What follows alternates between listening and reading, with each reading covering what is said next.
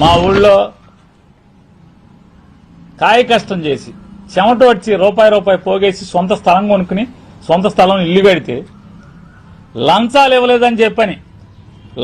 ఇవ్వలేదని మీ జనసేన కార్యకర్తకు ఒకటి ఇల్లు బద్దలు కొడితే, పచ్చని ఇల్లు బద్దలు కొడితే, కట్టిన తెల్లారే బద్దలు కొడితే ఏమయ్యారు? ఎక్కడి నుంచి మాట్లాడారు మీరు?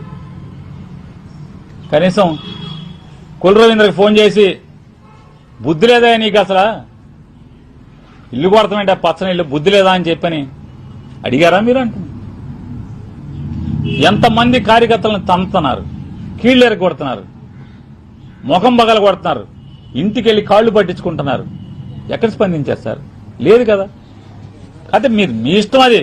కాకపోతే మీరు ప్రజలకు కూడా మీ మాట ఓన్లీ 4 గోడల మధ్య తలుపేసి ఎవరికి చూపించకుండా మీరు మాట్లాడుకుంటే ఎవరికి అభ్యంతరం లేదు. ప్రజలకు చూపిస్తున్నారు కదా, మీరు ప్రజలకు చూపిస్తున్నారు కదా మీరు మాటలన్నీ కూడా. మరి మన కళ్ళ ముందేమో, సమాజం కళ్ళ ముందేమో ఈ రకంగా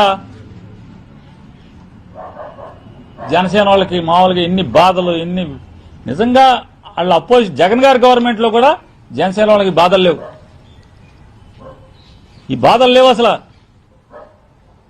కానీ ఇవాళ పగోడికి కూడా అవుతుంది. నిజంగా జనసేన కార్యకర్తలు పడుతున్నటువంటి బాధలు, వేధింపులు, మానసిక, అసలు ఆ బాధ మామూలు బాధ కాదు. అది పగోడికి కూడా రాకూడదు. మరి ఏమీ తెల్లనట్టు నేను ఊరుకోనంటున్నారు. మరి ఇవన్నీ ఎప్పటికి?